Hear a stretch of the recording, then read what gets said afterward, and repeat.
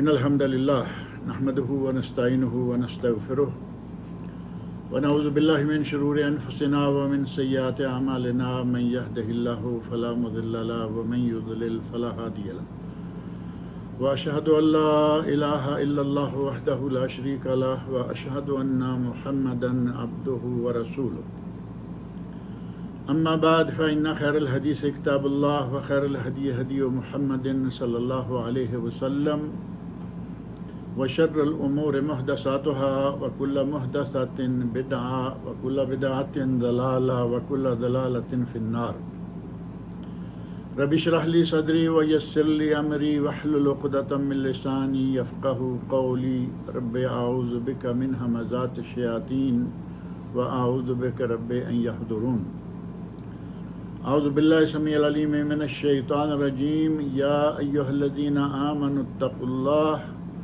ولتنظر نفس ما قدمت لغد واتقوا اللہ ان اللہ خبیر بما تعملون۔ ہر قسم کی تعریف و توصیف اور حمد و ثناء خالق کائنات مالک ارض و سما کے لیے ہیں، وہ خالق و مالک جس نے ہمیں ان گنت نعمتوں سے نواز رکھا ہے۔ اس کی ہم پر اس قدر نعمتیں ہیں کہ اگر ہم انہیں شمار بھی کرنا چاہیں تو یہ بات ہمارے بس سے باہر ہے۔ اللہ رب العزت نے قرآن کریم میں 2 مقامات پر ارشاد فرمایا ہے وَإِن تَعُدُّوا نِعْمَتَ اللَّهِ لَا تُحْصُوهَا، کہ اگر تم اللہ کی نعمتوں کو گننا بھی چاہو تو گن نہیں سکتے۔ اللہ کی ان بے شمار نعمتوں میں سے ہی ایک نعمت یہ ہے کہ اس نے ہمیں مسلمان بنایا، ہمیں حضرت محمد رسول اللہ صلی اللہ علیہ وسلم کا امتی بنایا جو کہ تمام انبیاء و رسل کے امام ہیں، اور ہمیں وہ دین عطا کیا جس دین کے بارے میں خود اللہ رب العزت نے فرمایا الیوم اکملت لکم دینکم واتممت علیکم نعمتی ورضیت لکم الاسلام دینا، کہ آج میں نے تم پر تمہارا دین مکمل کر دیا ہے اور اپنی نعمت کا اتمام کر دیا ہے، اور میں نے تمہارے لیے دین اسلام کو پسند کر لیا ہے۔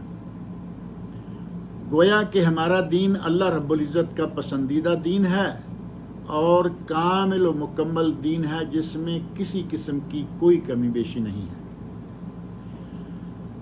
جس دین میں اللہ رب العزت کے ارشاد کے مطابق کسی قسم کی کوئی کمی بیشی نہ رہی ہو بلکہ کامل و مکمل ہو، تو کیسے ممکن ہے کہ وہ ہمیں زندگی میں پیش آنے والے واقعات، پیش آنے والے امور، ان میں سے کسی بھی قسم کی کوئی چیز ایسی ہو کہ جس کے بارے میں ہمیں تعلیمات نہ ملتی ہوں۔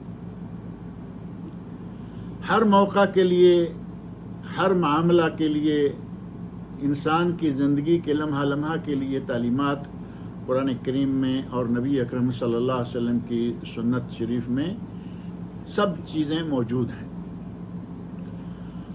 اور آج کل ان دنوں، جن دنوں میں ہم ہیں، یہ ماہ محرم ہے،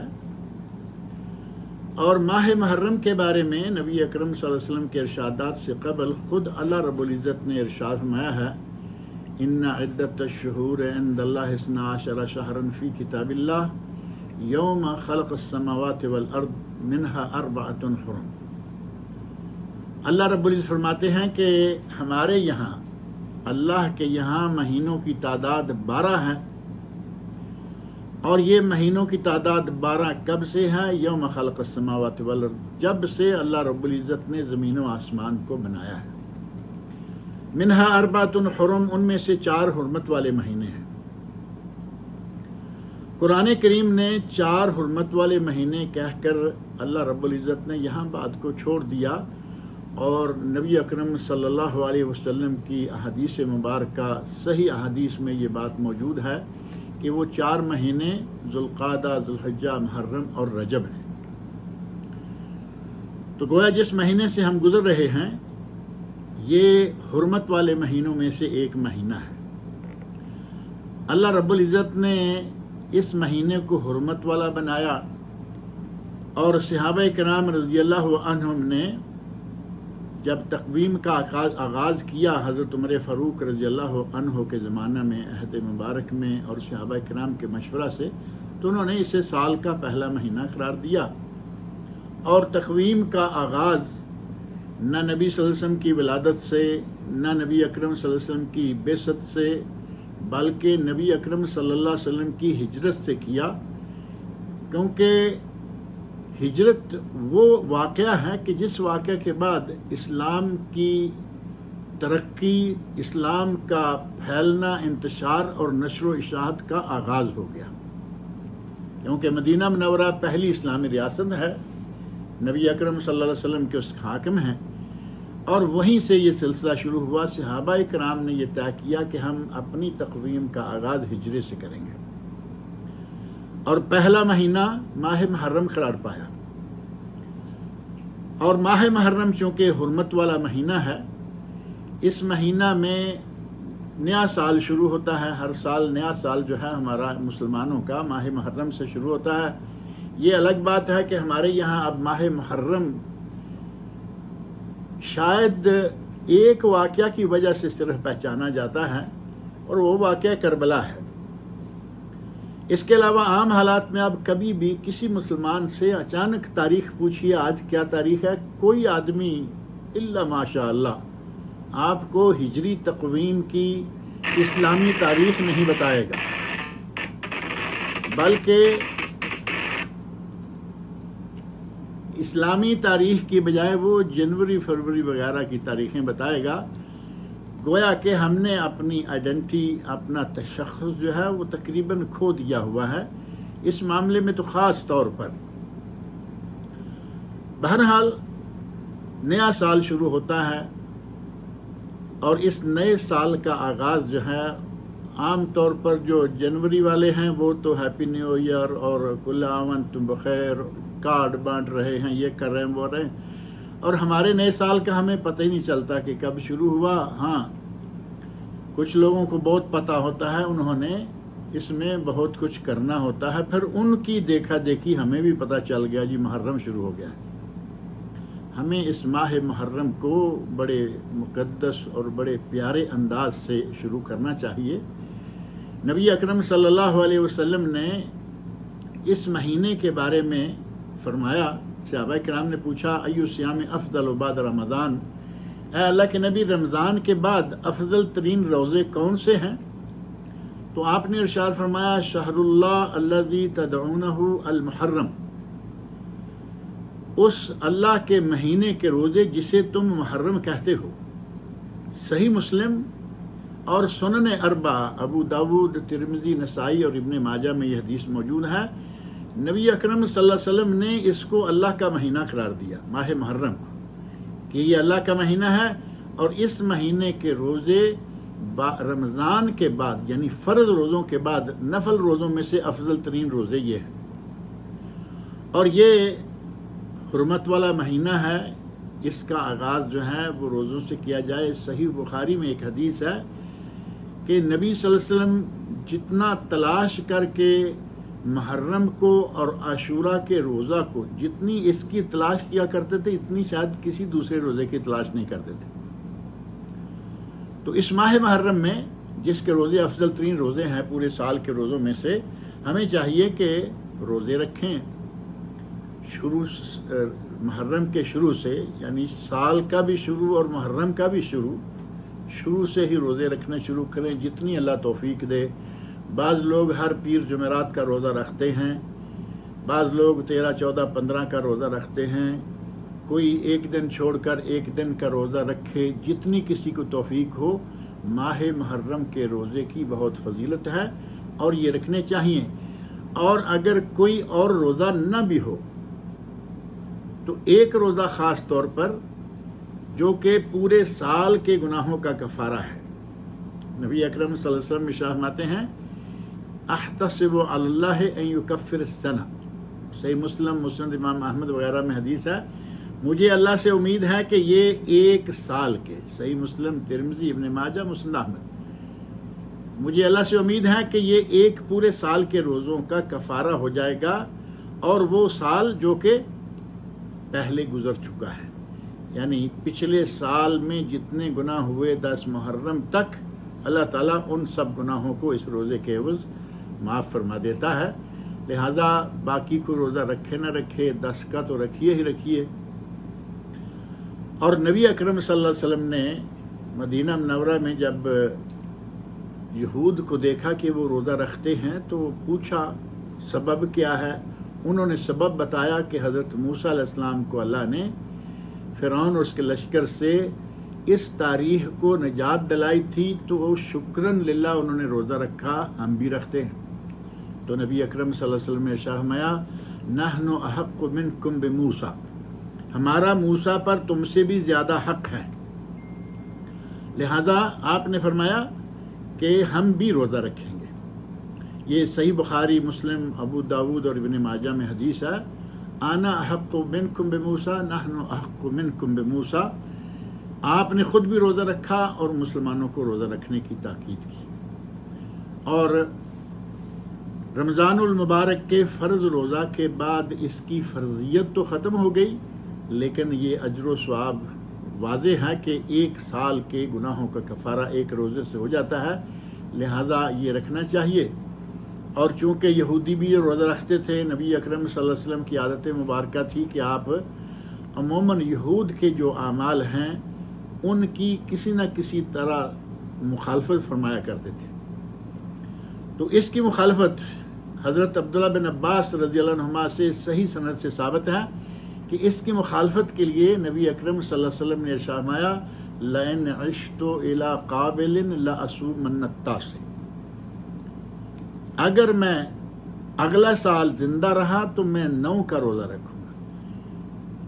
9 10 کا روزہ رکھ کر اپنی سنت آپ نے ثابت کر دی اور فرمایا کہ آئندہ زندہ رہا تو میں 9 کا روزہ بھی رکھوں گا.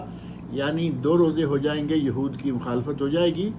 اور ان احادیث کو سمجھنے میں جس حد تک صحابہ کرام کا فہم کام کر سکتا ہے ہمارا تو نہیں کر سکتا نا. صحیح مسلم، ابو داود اور ابن ماجہ، مسند امام احمد وغیرہ کی حدیث ہے لئن عشت الی قابل لأصومن التاسع، کہ میں اگلے سال تک زندہ رہا تو میں 9 کا روزہ رکھوں گا. حضرت ابن عباس فرماتے ہیں فلم یأت العام المقبل حتی توفی رسول اللہ صلی اللہ علیہ وسلم، اگلا سال نہیں آیا کہ اس سے پہلے ہی، یعنی محرم کے آگے سفر ہے اور آگے ربیع الاول ہے، نبی اکرم صلی اللہ علیہ وسلم وفات پا گئے. لیکن آپ نے تمنا فرمائی تھی، لہذا 9 کا روزہ، 9 اور 10 یہ 2 روزے تو ضرور رکھنے چاہیے. محرم کے باقی دنوں میں کوئی رکھے یا نہ رکھے. اور بعض اہل علم نے تو یہاں تک کہا ہے کہ اگر کبھی کسی وجہ سے کسی کا 9 کا روزہ رہ جائے تو وہ 10 کے ساتھ 11 ملا لے. اور بعض روایت بھی اس موضوع پر موجود ہیں جو کہ متکلم فی ہیں، لہذا ان سے قطع نظر 9 اور 10 یہ نبی اکرم صلی اللہ علیہ وسلم کے ارشاد اور عمل کے ساتھ ثابت ہیں. لہذا یہ 2 روزے جو ہیں یہ رکھنے چاہیے. اور ابن عباس رضی اللہ عنہ کا صوم التاسع والعاشر وخالف اليہود، 9 اور 10 کا روزہ رکھو اور یہود کی مخالفت کرو. سنن کبریٰ بہقی اور مصنف عبد الرزاق میں صحیح سند کے ساتھ یہ قول حضرت ابن عباس کا مشہور ہے. اور ان روزوں کے علاوہ ایک 9 تاریخ والے روزے کے بارے میں بعض اہل علم نے کہا ہے کہ اس کی حکمت یہ بھی تھی، ایک تو یہ کہ یہود کی مخالفت ہو جائے اور اسے ہی صحیح تر قرار دیا گیا، اور ایک یہ بھی تھی کہ اگر کبھی کسی وجہ سے چاند دیکھنے میں کوئی کمی بیشی ہو جائے تو ہمارا 10 تاریخ کا روزہ رہ نہ جائے، لہذا 9 بھی رکھ لے. تو اگر کسی وجہ سے تاریخ کا کچھ آگا پیچھا ہو گیا تو یہ 9 کا 10 شمار ہو جائے گا، یا 9 اور 10 یہ دونوں توجیحات جو ہیں وہ اہل علم نے ذکر کی ہیں، جبکہ صحیح ترین توجیح یہی ہے جو حضرت ابن عباس رضی اللہ عنہ نے ذکر کی کہ نبی صلی اللہ علیہ وسلم نے یہ اس لیے کیا تاکہ یہود کی مخالفت ہو جائے. اب ماہ محرم، یا یوں کہہ لیں کہ یہ سال کے 12 مہینوں کا آغاز کب سے ہے؟ یوم خلق السماوات والارض، جب سے اللہ نے زمین و آسمان بنائے 12 مہینے. اور یوم عاشورہ کا 10 محرم کا اس کا ذکر کب سے ہے؟ ہمارے یہاں ایک ہی بات ہے جی، یہ 10 محرم حضرت حسین رضی اللہ عنہ کی شہادت، واقعہ کربلا، اس کے علاوہ کسی دوسری طرف ہمارا ذہن ہی نہیں جاتا کہ 10 تاریخ کو کچھ اور بھی ہے یا نہیں ہے، جبکہ 10 تاریخ حضرت حسین رضی اللہ عنہ کے واقعہ سے شروع نہیں ہوئی۔ 10 تاریخ 10 محرم کا روزہ حضرت حسین رضی اللہ عنہ کے شہادت کے ساتھ کوئی تعلق نہیں رکھتا، بلکہ اس کا تعلق موسیٰ علیہ السلام، حضرت موسیٰ علیہ السلام کے زمانے سے یہ روزہ چلا آ رہا ہے، یہ عاشورہ چلا آ رہا ہے، یہ محرم چلا آ رہا ہے، اس سے بھی پہلے سے، محرم اس سے بھی پہلے سے، اور عاشورہ اور اس کا روزہ حضرت موسیٰ علیہ السلام کے زمانے سے۔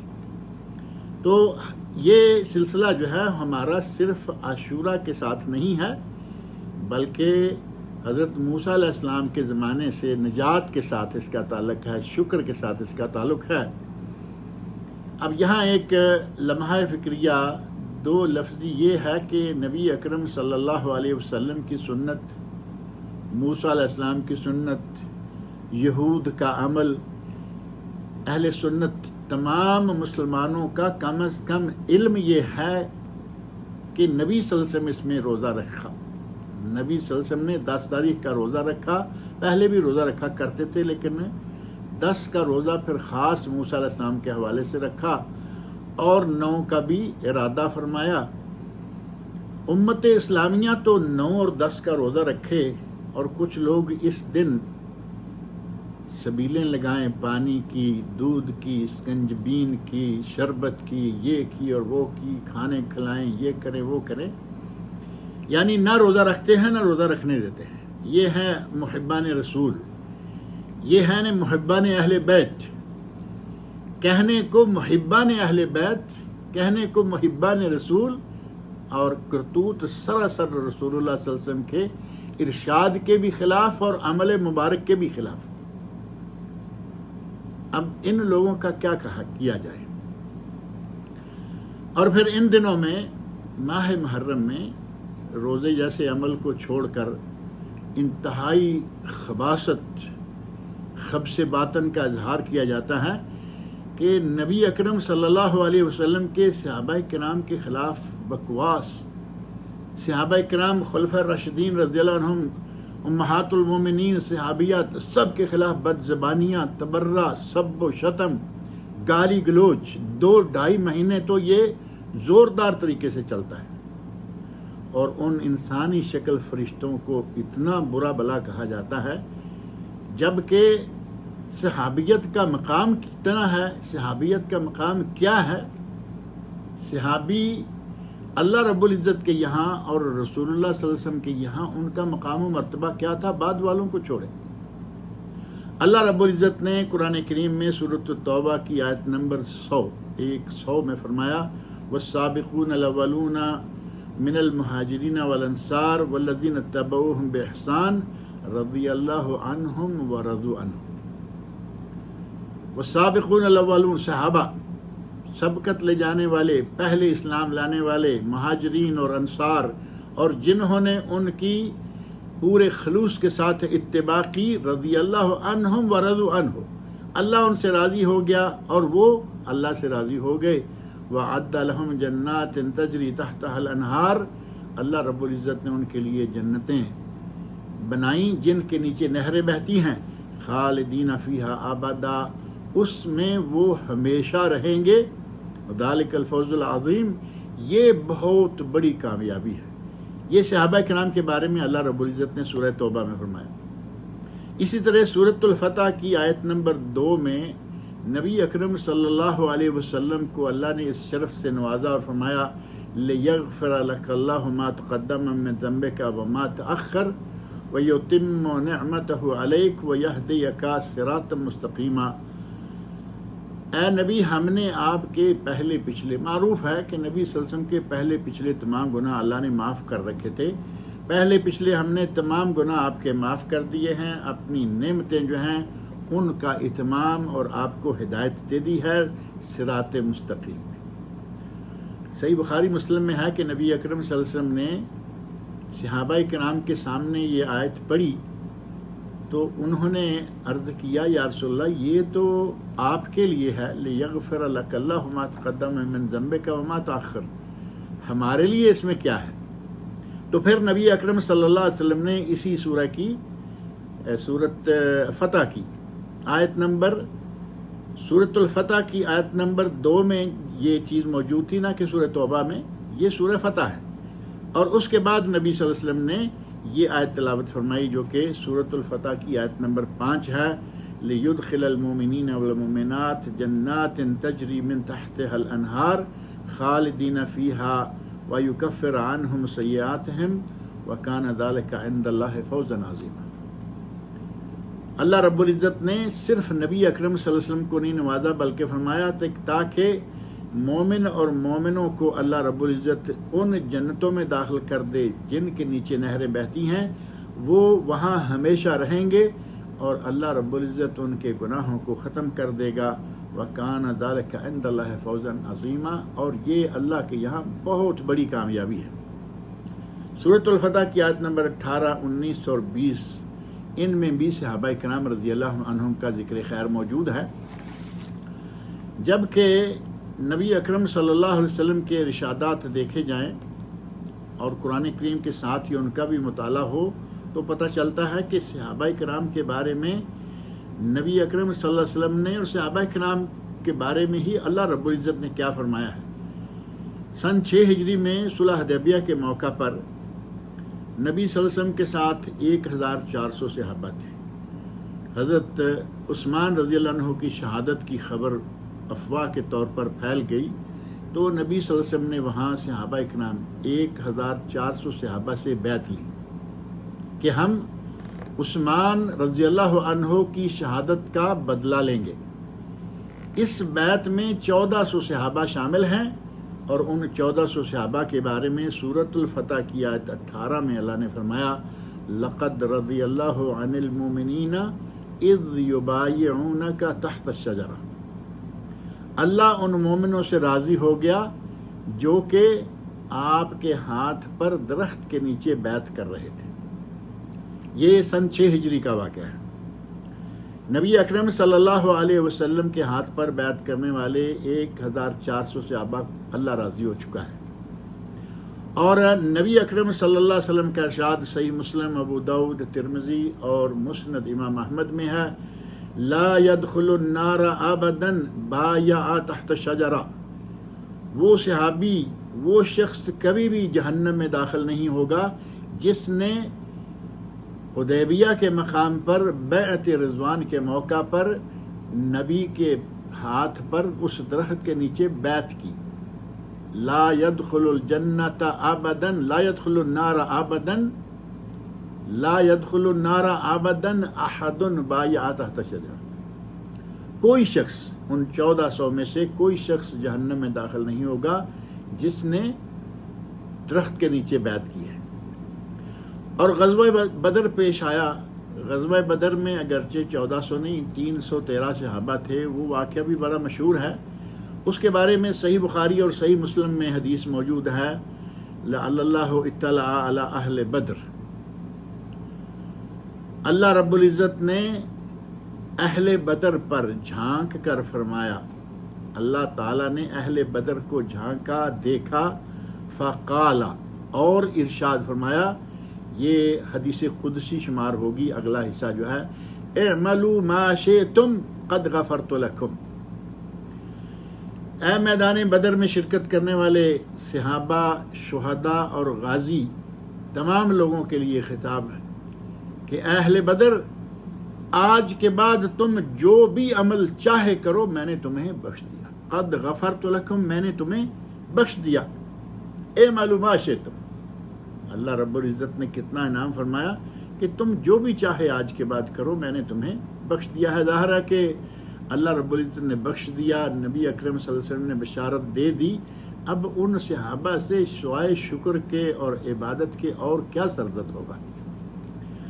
اور صحیح بخاری شریف میں حضرت ابو ہریرہ رضی اللہ عنہ سے مروی ایک حدیث ہے، من عاد لی ولیا فقد آذنتہ بالحرب، جس نے میرے کسی صحابی کو، میرے کسی دوست کو برا بلا کہا، اس کے ساتھ عداوت کی، دشمنی رکھی، فقد آذنتہ بالحرب، میری طرف سے اس کے لیے اعلان جنگ ہے۔ اور صحابہ کرام رضی اللہ عنہم سے بڑا ولی کون ہوگا جس کے بارے میں اللہ خود فرمائے کہ میں تم سے راضی ہو چکا ہوں، جن کے بارے میں اللہ کہے کہ میں نے تمہیں بخش دیا، آج کے بعد جو چاہے کرو۔ اور نبی اکرم صلی اللہ علیہ وسلم ارشاد فرماتے ہیں، صحیح بخاری صحیح مسلم، لا تسبوا اصحابی، 2 مرتبہ فرمایا، لا تسبوا اصحابی، میرے صحابہ کو برا بلا مت کہو، میرے صحابہ کو گالی گلوچ مت کرو، سب و شتم مت کرو۔ فوالذی نفسی بیدہ، مجھے قسم ہے اس ذات کی جس کے ہاتھ میں میری جان ہے، لو انفق احدکم مثل احد ذهبا، اگر تم میں سے کوئی جبل احد کے برابر، احد پہاڑ جتنا بھی سونا اللہ کی راہ میں خرچ کر دے، ما بلغ مد احدہم، وہ میرے صحابہ کے 1 مٹھی دانے خرچ کرنے کے برابر بھی نہیں پہنچ سکتا، ولا نصیفہ، اور یہی نہیں چھوڑ دیا بلکہ فرمایا کہ اس کے آدھے تک بھی نہیں۔ اب آپ اندازہ کریں کہ صحابہ کرام جن کے بارے میں اللہ رب العزت نے کیا فرمایا، نبی اکرم صلی اللہ علیہ وسلم نے کیا فرمایا، اور نبی اکرم صلی اللہ علیہ وسلم کی ایک حدیث میں تو آپ فرماتے ہیں، بخاری مسلم صحیح الجامع میں علامہ البانی رحمہ اللہ نے اسے صحیح قرار دیا ہے، من سب اصحابی، جس نے میرے صحابہ کو گالیاں دیں، فعلیہ لعنت اللہ، اس پر اللہ کی لعنت ہے، والملائکہ، اور اللہ کے فرشتوں کی لعنت ہے، والناس اجمعین، اور تمام لوگوں کی لعنت ہے اس پر جو میرے صحابہ کو گالیاں دیں۔ صحیح سند سے ثابت حدیث ہے، اور صحابہ وہ ہیں جن کے بارے میں صحیح بخاری مسلم میں مشہور حدیث ہے، خیر القرون قرنی ثم الذین یلونہم ثم الذین یلونہم۔ صحابہ کرام میں سے باقی صحابہ کو تو اگر چھوڑ بھی دیا جائے وقتی طور پر کہ کس کس کا تذکرہ کریں، لیکن حضرت ابو بکر صدیق رضی اللہ عنہ نبی اکرم صلی اللہ علیہ وسلم کے یار غار، نبی اکرم صلی اللہ علیہ وسلم کے دوست، نبی اکرم صلی اللہ علیہ وسلم کے سسر، اور صحابہ کرام میں سے سب سے، بلکہ انبیاء کے بعد دنیا کے تمام لوگوں سے افضل ترین انسان، اس کے خلاف بد زبانی، ان کے خلاف بد زبانی اور گالی گلوچ، حضرت عمر فاروق رضی اللہ عنہ، حضرت عمر فاروق رضی اللہ عنہ جن کے بارے میں نبی اکرم صلی اللہ علیہ وسلم فرماتے ہیں، لو کان بعدی نبیا لکان عمر، اگر میرے بعد کوئی نبی ہونا ہوتا تو عمر نبی ہوتے۔ وہ عمر جو کسی معاملہ کے بارے میں اپنی رائے ظاہر کریں، اللہ رب العزت آسمان سے قرآن نازل کر دے اسی معاملہ میں، حضرت عمر کی موافقت میں قرآن نازل ہو جائے۔ وہ عمر جن کو نبی اکرم صلی اللہ علیہ وسلم کے ارشاد کے مطابق جنہیں دیکھ کر شیطان بھی ڈر کے بھاگ جائے، اور عثمان رضی اللہ عنہ،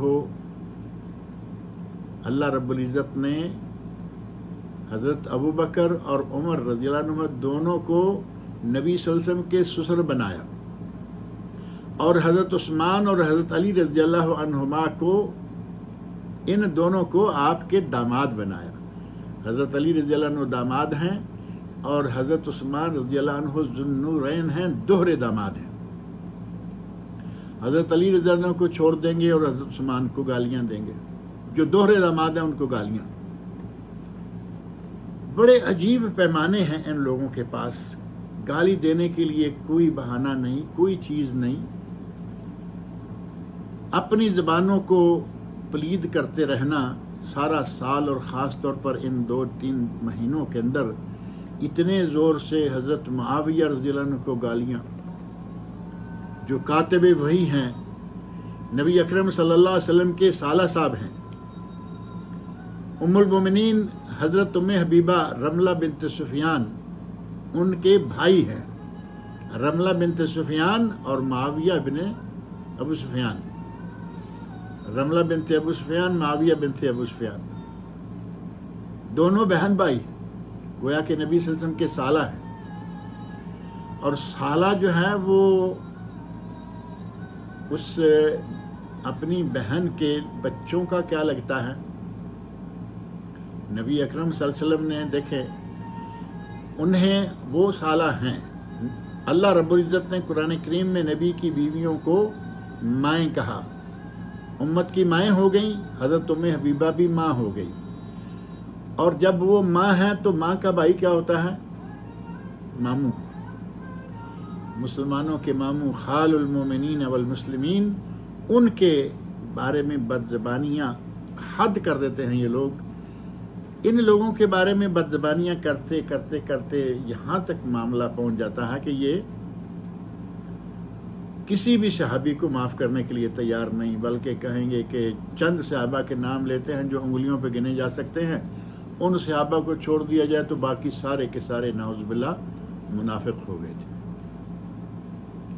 دوسروں کو منافق اور کافر اور مرتد کہنے والے اپنے گریبان میں کبھی جھانک کے دیکھو کہ تمہارے پلے کیا ہے، کیا ہے یہ جو تم کر رہے ہو. جو تمہارا یہ سلسلہ چل رہا ہے صحابہ کو گالیاں دینے کا، تمہیں تو ایمان سے وہ خارج کر چکا پہلے سے، لیکن اپنی بات پہ ڈٹے ہوئے، اپنی جگہ پہ ایسے پھنسے ہوئے ہیں، روتے ہیں، پیٹتے ہیں، گالیاں صحابہ خلفاء امہات المومنین کو دیتے ہیں. اور رونا پیٹنا جو ہے وہ اتنا کہ گال پیٹیں گے، سر اپنے پھوڑیں گے، سروں کے بال نچیں گے، گریباں چاک کریں گے. حالانکہ پہلی بات یہ کہ حضرت حسین رضی اللہ عنہ وہ واقعتاً شہید کیے گئے ہیں، کسی بھی شخص کو اس سے انکار نہیں. اور حضرت حسین رضی اللہ عنہ کو جب شہید کیا گیا ہے تو شہید تو ویسے زندہ ہے،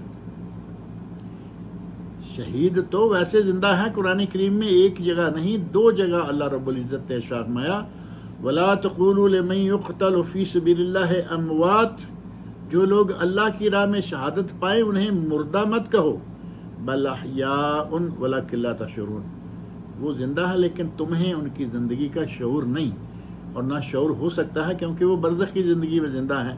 سورۃ البقرہ آیت نمبر 154 اور سورہ آل عمران کی آیت نمبر 159 اللہ رب العزت فرماتے ہیں وَلَا تَحْسَبَنَّ الَّذِينَ قُتِلُوا فِي سَبِيلِ اللَّهِ أَمْوَاتًا، جو لوگ اللہ کی راہ میں قتل کیے گئے ہیں ان کو مردہ مت کہو، مردہ مت گمان کرو، بل احیاء عند ربهم یرزقون، بلکہ وہ تو زندہ ہیں، اللہ کے یہاں رزق دیے جاتے ہیں، ان کو رزق دیا جا رہا ہے. حضرت حسین رضی اللہ عنہ یقیناً شہید ہیں، آپ لوگ بھی شہید مانتے ہیں. اور سید الشہداء نبی صلی اللہ علیہ وسلم نے تو حضرت امیر حمزہ رضی اللہ عنہ سے کہا تھا، لیکن آپ انہیں سید الشہداء کہتے ہیں. چلیے شہداء کے سردار ہی صحیح، لیکن ہیں تو شہیدوں میں سے شہید، اور شہید کو اللہ تعالیٰ نے فرمایا زندہ ہے، انہیں مردہ مت کہو. اور آپ لوگ ان کا بیان کر رہے ہیں کیا کچھ کر رہے ہیں. شہیدوں کی تو اللہ رب العزت نے ان کے تو سارے گناہ بھی اللہ تعالیٰ نے معاف کر دیے. صحیح مسلم میں نبی اکرم صلی اللہ علیہ وسلم فرماتے ہیں یغفر للشہید کل شیء الا الدین، شہید کے سارے گناہ اللہ تعالیٰ معاف کر دیتا ہے سوائے ایک چیز کے، قرضہ. وہ چونکہ کسی کا ہے لہذا وہ معاف نہیں ہوتا. اور ایک حدیث میں نبی اکرم صلی اللہ علیہ وسلم فرماتے ہیں کہ مجھے دو لوگ آئے، وہ لے گئے، جنت کا واقعہ ہے، جنت دکھایا جس میں ایک محل میں نے اتنا خوبصورت دیکھا کہ ایسا محل میں نے کبھی دیکھا ہی نہیں. تو میں نے پوچھا کہ یہ محل کس کا ہے؟ تو انہوں نے مجھے بتایا اما هذه الدار فدار الشہداء، یہ گھر جو ہے یہ شہداء کا گھر ہے. اتنا خوبصورت گھر اور محل اللہ رب العزت نے شہداء کے لیے تیار کر رکھا ہے. اور آپ لوگ روتے ہیں، پیٹتے ہیں اور کیا کیا کچھ حال کرتے ہیں اپنا. جبکہ اگر کوئی آدمی کسی میت پر روتا ہے، بین کرتا ہے، نوحہ خوانی کرتا ہے تو میت کو تکلیف پہنچتی ہے. بلکہ نبی اکرم صلی اللہ علیہ وسلم ارشاد فرماتے ہیں، صحیح بخاری اور صحیح مسلم میں حدیث ہے المیت یعذب فی قبرہ بما نیح علیہ، میت کو اس کی قبر میں عذاب دیا جاتا ہے بسبب اس پر نوحہ کرنے والوں کے.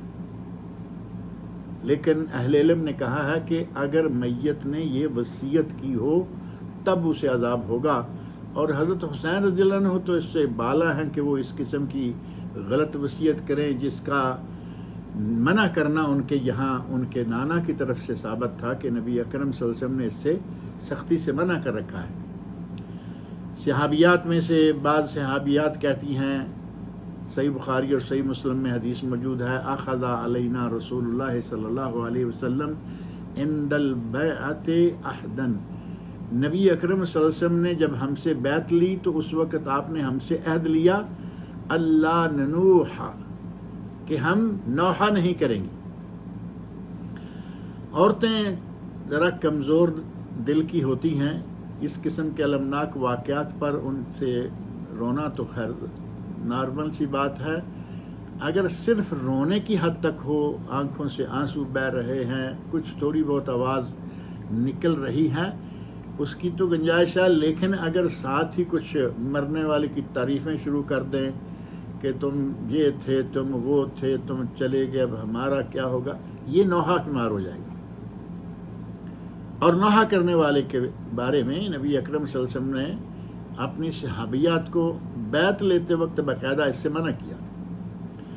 اور دوسری حدیث جو کہ صحیح بخاری مسلم کی ہی ہے، اس میں نبی اکرم صلی اللہ علیہ وسلم ارشاد فرماتے ہیں لیس منا من ضرب الخدود، اور ایک روایت میں ہے لیس منا من لطم الخدود، وہ ہم میں سے نہیں جو اپنے گالوں کو پیٹے، وشق الجیوب، جو اپنا گریباں چاک کرے، ودعا بدعوى الجاہلیہ، اور جو بین کرے، نوحہ خوانی کرے۔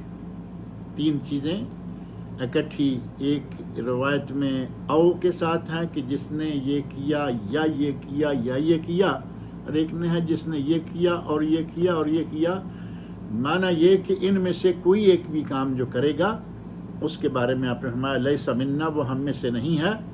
اور یہ صحیح بخاری مسلم کے علاوہ ترمذی، نسائی اور ابن ماجہ میں بھی حدیث موجود ہے۔ اور نبی اکرم صلی اللہ علیہ وسلم نے فرمایا النائحہ اذا لم تتب قبل موتہا، اگر نوحہ کرنے والی مرنے سے پہلے توبہ نہ کر لے تو قام یوم القیامہ وعلیہا سربال من قطران، قیامت کے دن وہ اٹھائی جائے گی اور اس پر چقماق کی قمیص ہوگی۔ چقماق وہ مادہ جو آتش گیر ہوتا ہے اس کی قمیض ہوگی، وَدِرْعٌ مِّن جرب، اور خارش کی درع ہوگی۔ یہ بھی ایک لباس سمجھ لیں۔ صحیح مسلم، ابن ماجہ، مسند امام احمد اور سنن کبریٰ بہقی میں یہ حدیث موجود ہے۔ اور مسند امام احمد میں یہ الفاظ بھی ہیں ثم یعلی علیہا درع من لہب النار، پھر ان کے اوپر آگ کے شعلے کی درع جو ہے وہ پہنا دی جائے گی۔ یہ وہ عورت ہے جو نوحہ خوانی کرے اور مرنے سے پہلے اس نے توبہ نہ کی ہو۔ اور اگر یہ کہا جائے کہ یہ سوگ ہے تو سوگ یا حداد جو ہے وہ شریعت میں طے ہے کہ عورت کے لیے سوگ ہے، لیکن 3 دن سوائے اپنے شوہر کے، اور اس کے بارے میں باقاعدہ موجود ہے لا تحد المرأة فوق 3، کوئی عورت 3 دن سے زیادہ سوگ نہ منائے الا علی زوج 4 اشہر و 10، سوائے اپنے شوہر کے، کیونکہ اس کی عدت قرآن کریم نے 4 مہینے 10 دن رکھی ہے۔ 4 مہینے 10 دن یہ عورت جو ہے یہ سوگ منا سکتی ہے، نہ رنگ برنگے کپڑے پہنے اور نہ سرما لگائے، نہ خوشبوئیں لگائے، نہ میک اپ کرے۔ البتہ حیض کے ایام سے فارغ ہو تو اس وقت معمولی سا اس حیض کے اثر کو زائل کرنے کے لیے اگر بخور وغیرہ کرتی ہے تو اس کی گنجائش دی گئی، اور مہندی مسی ان چیزوں سے بھی منع کیا گیا کیونکہ یہ ساری اسی میں آتی ہیں، میک اپ میں آتی ہیں، بنا و سنگار میں۔ اس ماہ محرم میں نوحہ خوانی اور زنجیر زنی، آپ ایسے واقعات دیکھتے ہیں کہ سمجھ نہیں آتی کہ یہ کس قسم کا دین ہے، کیا ان کا غم ہے۔ پہلے نمبر پر تو مردوں کے لیے حداد ہے ہی نہیں، مردوں کے لیے سوگ کا کوئی وقت مقرر نہیں، عورتوں کے لیے ہے، اور وہ بھی ہے عام عورت کے لیے 3 دن اور بیوی کے لیے 4 ماہ اور 10 دن، دوسروں کے لیے ایسا کچھ ہے ہی نہیں۔ اور پھر ہمارے یہاں محرم کے مہینہ میں جو چیزیں ایجاد کی گئی ہیں وہ بہت ساری ہیں. ان میں سے مثلاً تعزیہ ہے. تعزیہ کے بارے میں دیگر علماء سے قطع نظر جو ہمارے یہاں پاک و ہند میں میجارٹی ہے، اسٹریٹ کلچر ہے، وہ ہے بریلوی مکتب فکر. بریلوی مکتب فکر کے بانی فاضل بریلوی احمد رضا خان وہ اپنی کتابوں میں اس تعزیہ کے بارے میں بڑے سخت الفاظ سے بیان دے کے جا چکے ہیں. کہتے ہیں تعزیہ آ رہا ہو تو اس سے روگردانی کریں، اسے دیکھیں ہی نہیں. اور ہمارے بریلوی حضار جو ہے وہ شامل ہوتے ہیں. مرثیہ خوانی کے بارے میں پوچھا گیا کہ جہاں مرثیہ خوانی ہوتی ہے لوگ مرثیے پڑھتے ہیں، فرمایا کہ اس میں شرکت کرنا بالکل جائز نہیں ہے. اور محرم میں سیاہ کپڑے پہننا کہتے ہیں کہ یہ سراسر حرام ہے کیونکہ یہ سوگ ہے. اور ہمارے یہاں عموماً محرم میں شادی بیاہ نہیں کرتے. انہوں نے کہا کہ محرم میں شادی بیاہ نہ کرنا بھی ایک سوگ ہے اور یہ سوگ حرام ہے. اور ساتھ ہی کہتے ہیں کہ کسی بھی مہینہ میں شادی بیاہ منع نہیں ہے. اور تعزیہ پر چڑھا ہوا کھانا، یعنی جو 10 محرم کو یا آگے پیچھے یہ پارٹی کھانے بناتی ہے اور سبیلیں لگاتی ہے، ان کے بارے میں کہتے ہیں کہ اگر نیاز دے کر چڑھا ہے یا چڑھا کر نیاز دی ہے تو اس کا کھانا بھی جائز نہیں ہے، اس سے احتراز کیا جائے. اور ان کی جتنی مجالس ہیں مرثیہ خوانی کی ہو کچھ بھی ہو ان میں شرکت کرنا حرام ہے. اور ساتھ ہی وہ کہتے ہیں کہ شیعہ میں شادی کرنا جائز نہیں. یہ احمد رضا خان صاحب کی کتابوں میں حوالے موجود ہیں اور جب کوئی چاہے دکھائے جا سکتے ہیں.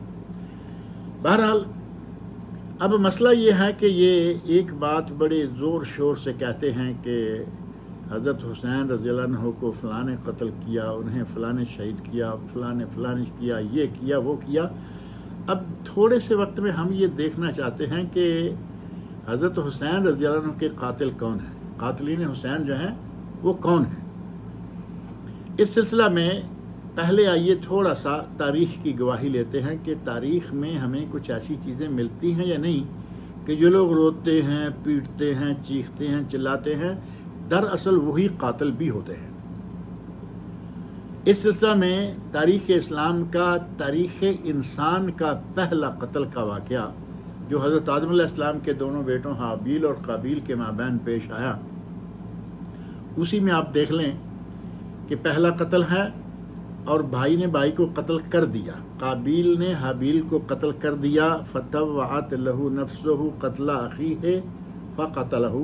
قرآن کریم میں اللہ تعالیٰ نے فرمایا فاصبح من الخاسرین. یہاں فرمایا کہ وہ نقصان اٹھانے والوں میں سے ہو گیا قتل کر کے. اب وہ بھائی کی لاش کے بارے میں پریشان ہے، کیا کروں، کیسے اسے چھپاؤں یا کہاں رکھوں. پریشانی کے عالم میں گم رہا ہے. اللہ رب العزت نے کوا بھیجا اور اس کوے نے اس کو بھائی کی لاش کو ٹھکانے لگانے یعنی قبر بنانے کا طریقہ بتایا. فبعث اللہ غرابا یبحث فی الارض لیریہ کیف یواری سوءۃ اخیہ. کوے نے آ کے قابیل کو یا قاتل کو اپنے بھائی کی لاش کو دفن کرنے کا طریقہ بتایا تو کیا کہتا ہے؟ قال یا ویلتا، اے کاش، ہائے افسوس، اے میری بربادی، ویل و صبور، واہ ویلا کرنا شروع کر دیا. کہا اعجزت ان اکون مثل ھذا الغراب، میں تو اس کوے سے بھی زیادہ عاجز آ گیا ہوں، مجھے تو اتنا بھی معلوم نہیں ہو سکا فاواری سوءۃ اخی کہ میں اپنے بھائی کی لاش کہاں دباؤں، کہاں پوشیدہ کروں. فاصبح من النادمین، اور نادم شرمسار لوگوں میں سے ہو گیا. ندامت اور کلمہ یا ویلتا، یہ دونوں چیزیں آپ اکٹھی رکھ کے دیکھ لیں کہ قتل بھی اسی نے کیا اور یا ویلا واہ ویلا بھی وہی کر رہا ہے. اور یہ بھی واہ ویلا آج آپ لوگ دیکھتے ہیں بڑے زور شور سے ہو رہا ہے. دوسرا واقعہ تاریخ انسانی میں اور قرآن کریم میں اس کا بھی تذکرہ موجود ہے. حضرت موسیٰ علیہ السلام کے زمانے میں پیش آیا. ایک مالدار آدمی ہے، اس کے وارثوں میں سے کوئی نہیں سوائے ایک بھتیجے کے۔ اور یہ معروف بات ہے کہ ہم سمجھتے ہیں کہ کل کو مرے گا، آج ہی مارو اور اپنا کام کر لو۔ امام شوکانی رحمہ اللہ نے فتح القدیر میں اور دیگر مفسرین نے ذکر کیا ہے کہ اس نے اپنے چچا کو راتوں رات قتل کیا اور کہیں کسی دوسری جگہ پھینک دیا، اور صبح شور مچا دیا کہ میرا چچا کسی نے مار دیا، رو رہا ہے، پیٹ رہا ہے، واہ ویلا کر رہا ہے کہ میرے چچے کو کسی نے قتل کر دیا۔ اب بات موسیٰ علیہ السلام تک پہنچی تو موسیٰ علیہ السلام نے فرمایا کہ ایک گائے لاؤ۔ اب گائے کا واقعہ قرآن کریم میں بڑا تفصیلی موجود ہے کہ ان بنی اسرائیلیوں نے آہستہ آہستہ کر کے گائے کے مسئلے کو اتنا لمبا کر لیا کہ بڑی مشکل کے ساتھ گائے ملی، اور جب گائے ملی تو اس وقت کہا گیا کہ اب اس گائے کو ذبح کرو۔ فَقُلْنَا اضْرِبُوهُ بِبَعْضِهَا، اور اللہ رب العزت کے حکم سے اس کے گوشت کے ایک ٹکڑے کو اس کے باقی حصے کے ساتھ مارا گیا۔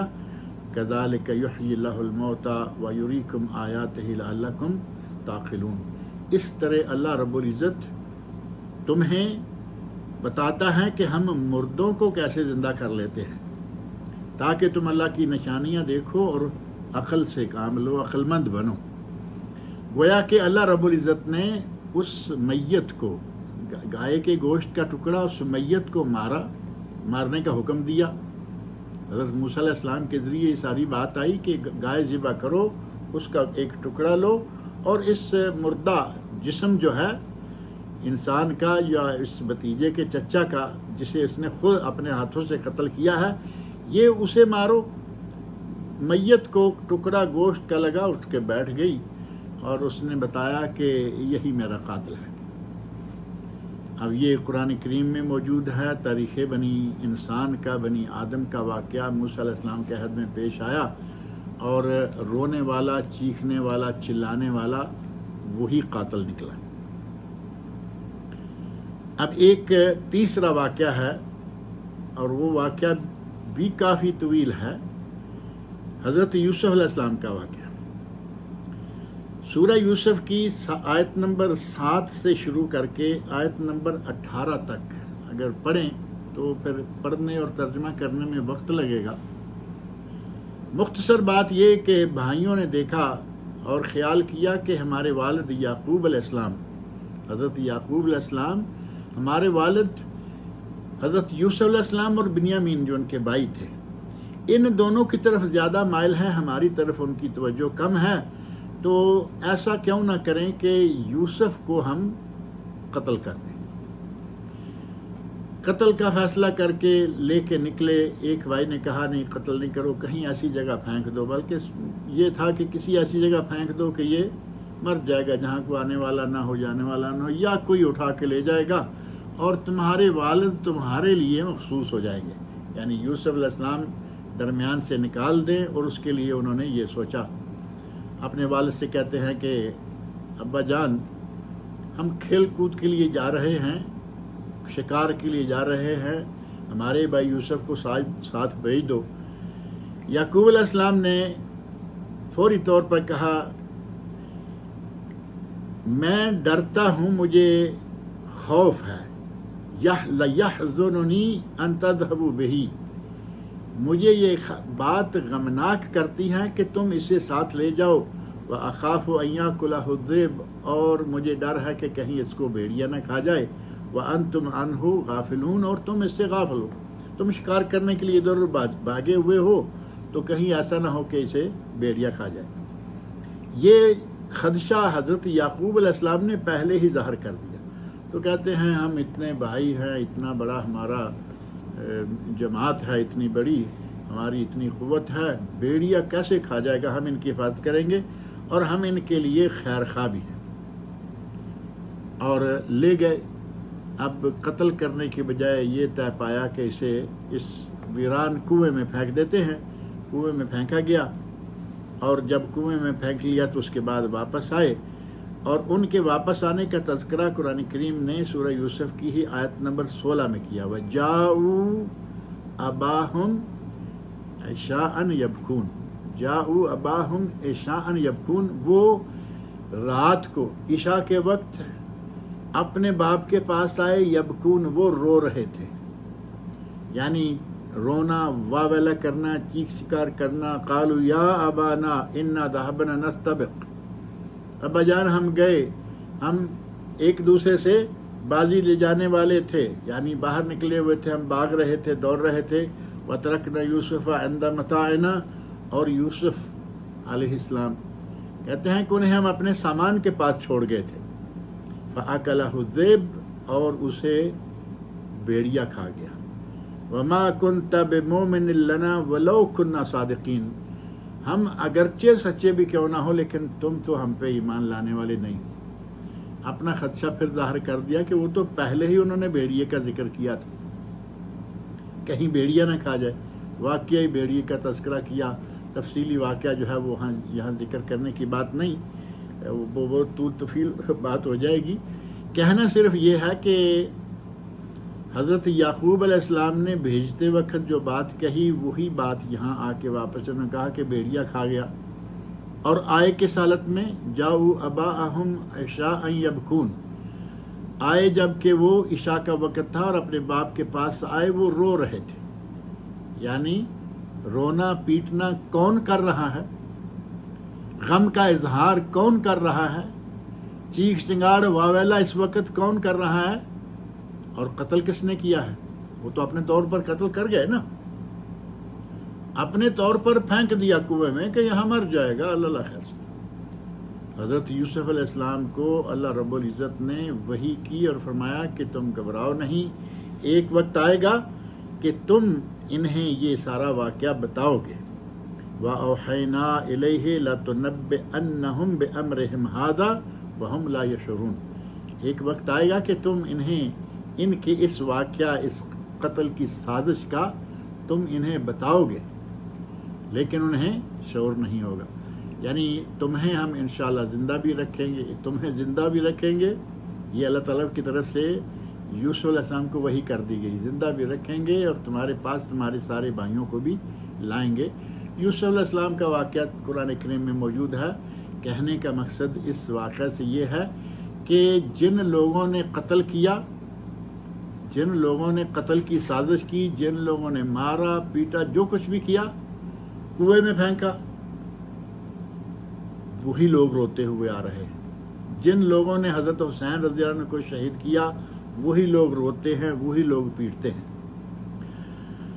قاتلین حسین کے بارے میں تاریخ کی اس شہادت سے ہٹ کر خاص شیعہ کی اپنی کتابوں کو دیکھا جائے تو اس میں اعتراف موجود ہیں. ان کے بڑے مشہور عالم ہیں ملا باقر مجلسی.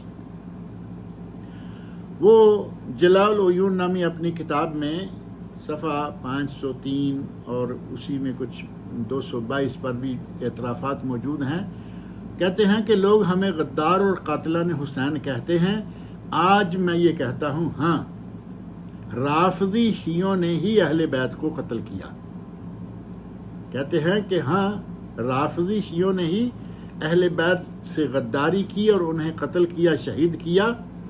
اور پھر ساتھ ہی کہتا ہے کہ پر قسم لے لو، یعنی حلفیہ، پر قسم لے لو وہ ہم نہیں تھے بلکہ ہمارے باپ دادا تھے.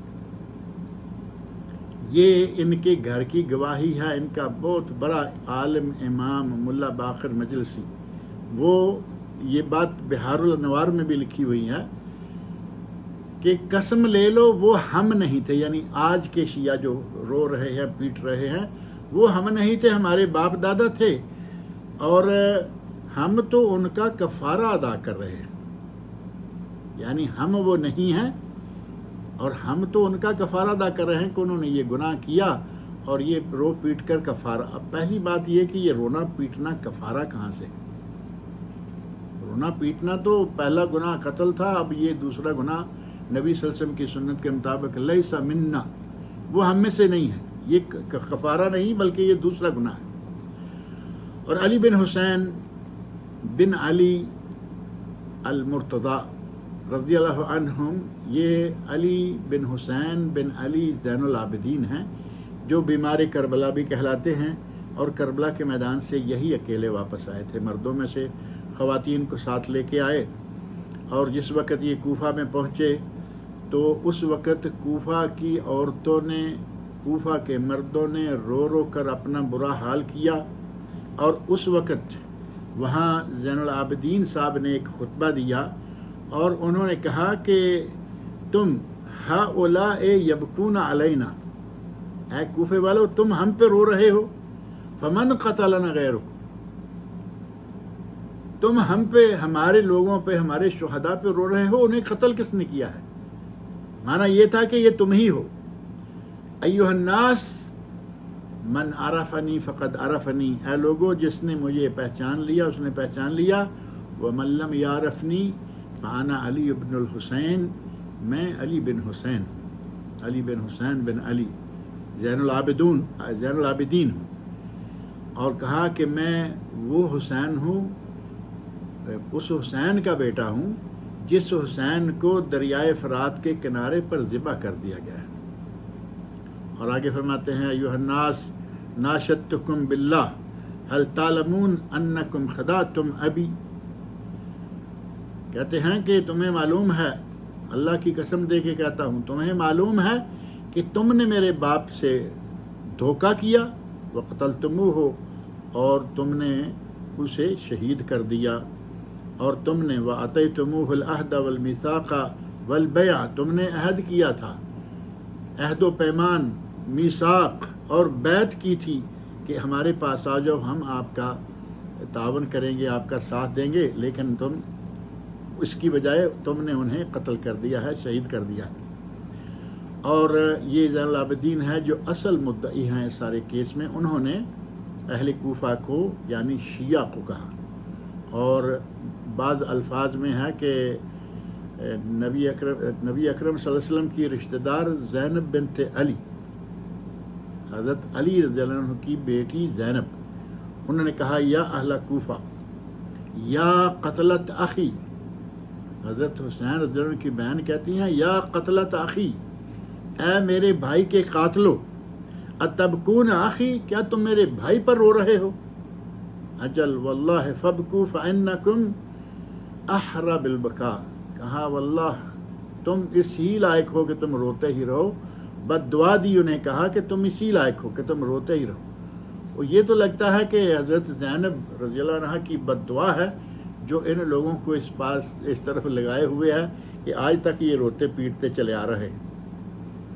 اور انہی کی ایک کتاب ہے خلاصۃ المصائب، اور اس میں یہ باتیں موجود ہیں، کہتے ہیں کہ صحیح روایات میں یہ وارد ہے کہ حضرت حسین رضی اللہ عنہ 50,000 سوار لے کر چلے تھے، اور کہتے ہیں کہ جب جن لوگوں نے انہیں قتل کیا وہ نہ شامی تھے نہ حجازی تھے، وہ کون تھے؟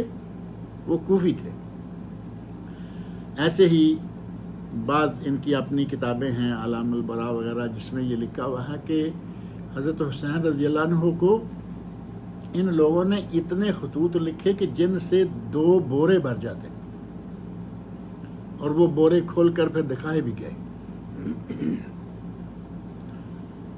وہی قاتل ہیں، وہی مدعی ہیں، اللہ تعالیٰ رحم فرمائے۔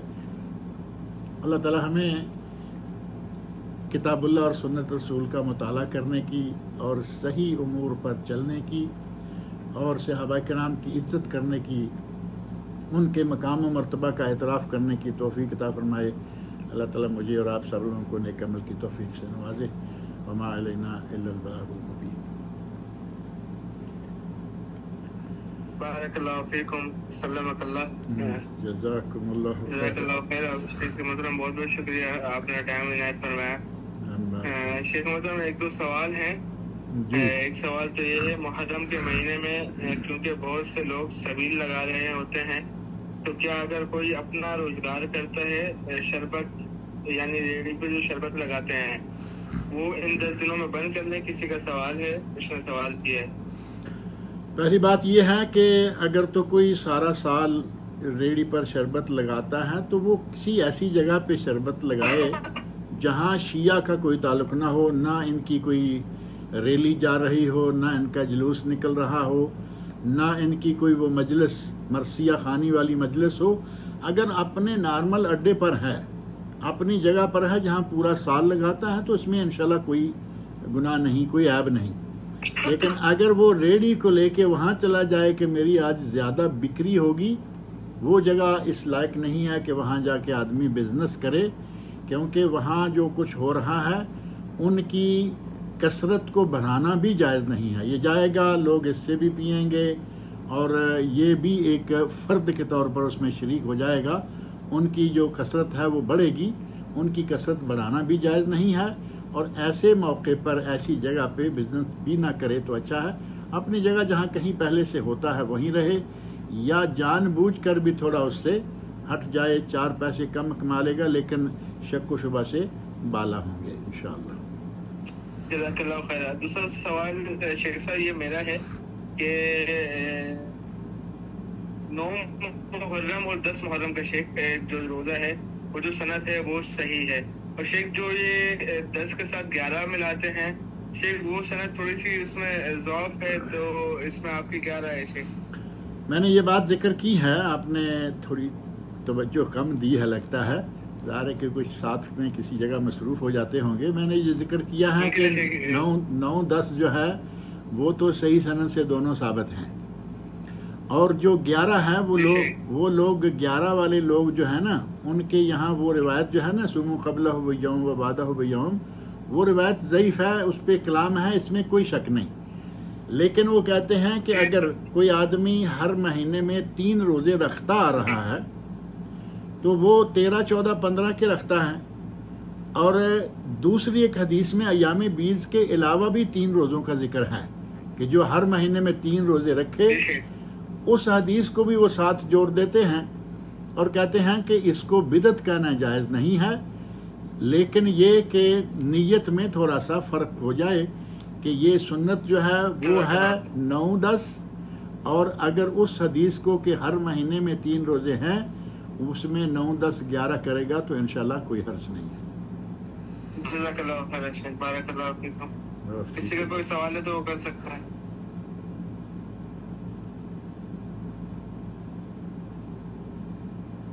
السلام علیکم ورحمۃ اللہ وبرکاتہ. وعلیکم السلام ورحمۃ اللہ وبرکاتہ. شیخ محترم، میرا ایک سوال ہے کہ یہاں پر کچھ میرے دوست کہہ رہے تھے کہ کسی نے گاڑی لائی تھی جو ہے، تو اس پر انہوں نے جو سود تھا اس کا، تو وہ گورنمنٹ نے سبسڈی دی تھی، تو وہ سبسڈی جو ہے انہوں نے اس سود میں دی تھی. تو وہ کہہ رہے ہیں کہ وہ وہیں سے آیا تھا، سود کا پیسہ حرام، تو ہم نے وہیں پر لگا دیا، تو اس میں ہمارا کوئی قصور نہیں ہے، ہم سود خور نہیں، نہ دیا ہم نے تو نہ دیا، تو اس میں کیا ہے؟ یہ کہاں کی بات ہے؟ گاڑی کہاں یہ ہوئی؟ یہ ہندوستان میں. ہندوستان میں. مسئلہ یہ ہے کہ بینک سے سود آیا اور وہ کسی دوسرے کو سود کی جگہ پہ دے دیا، کیونکہ وہ پیسہ رکھا ہوا تھا اور مجبوراً سود آ رہا ہے. یہاں جو گاڑی خریدنے پر آپ کے علم میں ہے کہ یہ دیں گے، اور اسے آپ نے کسی دوسری جگہ میں لگا دیا، تو اس کا مطلب یہ ہوا کہ گاڑی پر جو بھی آپ کو سود لگنا تھا وہ گورنمنٹ نے دے دیا. یہی ہے نا کہ جو سبسڈی گورنمنٹ دیتی ہے نا اپنی طرف سے، تو سبسڈی گورنمنٹ نے دی اور کار جو ہے وہ سستی ہو گئی. کار کی قیمت تھی مثلاً 1 لاکھ، اور گورنمنٹ نے سبسڈی دے کر کہا کہ کمپنی 1.25 لاکھ مانگ رہی ہے، ہم سبسڈی دے کر آپ کی کار آپ کو دلوا دیتے ہیں. تو ظاہر ہے کہ اس میں سود تو شامل ہو گیا، لیکن یہ سود دیا گورنمنٹ نے. کار والوں کا سود طے ہو گیا، مل گیا انہیں، لیکن یہ سود آپ نے نہیں ادا کیا بلکہ گورنمنٹ نے ادا کیا، سود تو شامل ہو گیا. لہذا اس قسم کے سودے سے بھی گریز کرنا چاہیے، کیونکہ سود چاہے گورنمنٹ ادا کرے، چچا ماموں کوئی دوسرا ادا کر دے، سود تو سود رہے گا، اور اس کا کم اسے گاڑی کے استعمال پر اثر آئے گا. اگر یہ بھی کہا جائے نا کہ میں نے سود کھایا نہیں، کسی نے دے دیا تھا، کھانا ضروری نہیں ہوتا، استعمال میں آ جائے، گاڑی کے استعمال میں آ جائے، پیٹرول کے استعمال میں آ جائے. بعض لوگ تو یہاں تک کہتے ہیں کہ ہم رشوت لیتے ہیں، بھائی ہم کھاتے تو نہیں. تو پوچھا گیا کہ کیا کرتے ہو؟ تو کہتے ہیں پٹرول ڈالتے ہیں، جلا دیتے ہیں۔ اب پٹرول ڈال کے جلاتے ہیں تو وہ گاڑی کون چلا رہا ہے؟ جس نے رشوت لی تھی اسی نے اپنے ہاتھوں سے پٹرول ڈلوایا اور جالا اور پیسے وہ دیے جو رشوت والے ہیں، اس کے نامہ اعمال میں رشوت لکھی گئی۔ اب اس نے جلایا، وہ بھی اس کا اپنا کام تھا، اسی کے فائدے۔ اگر وہ پیسے نہ ہوتے یا سود کے پیسے نہ ہوتے تو اپنی جیب سے پیسے دے کے پٹرول ڈالتا، اور اس نے چونکہ پیسے وہ لگائے ہیں لہذا یہ اس کے استعمال میں آ گئے۔ اگر کسی کے استعمال میں رشوت کا سود کا پیسہ آتا ہے تو وہ اس کے لیے ناجائز ہو جائے گا۔ جزاک اللہ خیر۔ شیخ محترم ایک اور سوال ہے، کیا میں جی کر کہیے سکتا ہوں گروپ میں؟ آپ نے اگر موضوع سے ہے تو وہ کریں، جو موضوع کے بغیر ہے وہ پرسنل میں دے دیں، میں شیخ صاحب کو شیئر کر دوں گا۔ ٹھیک ہے، اچھا ٹھیک ہے شیخ محترم، بارک اللہ فیکم، سلامت اللہ، جزاکم اللہ خیر، آمین، بارک اللہ فیک، فی امان اللہ، جزاکم اللہ خیرا، تقبل اللہ منا منکم صالح الاعمال، آمین، بارک اللہ فیک، سلام۔